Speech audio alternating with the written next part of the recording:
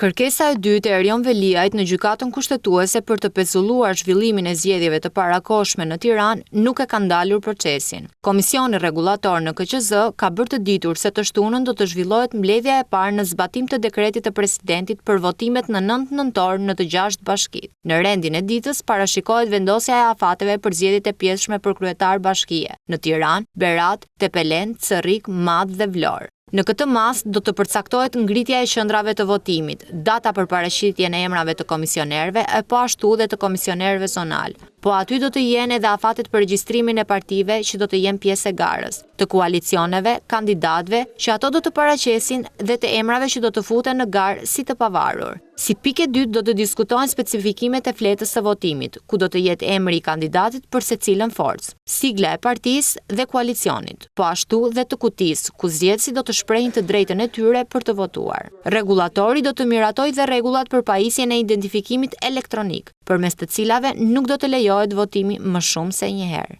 Në qendrat e votimit dhe të KZAZ-s do të vendosen kamera që do të regjistrojnë më tej procesin. Të njëjtën, dekreti i presidentit është publikuar në fletoren zyrtare duke hyrë në fuqi menjëherë. Deri më tani, PS ka bërë të ditur se do të garojë në Tiranë me emrin e Ogerta Manastirliut, ndërsa PD vijon diskutimin me partitë e opozitës për të dalë më tej në një kandidat të përbashkët. Lëvizja Bashk do të jetë forca e tretë që deri më tani ka bërë të ditur se do të futet në garën për drejtimin e Bashkisë së Tiranës, proces që nis pas shkarkimit të Erion Veliajt.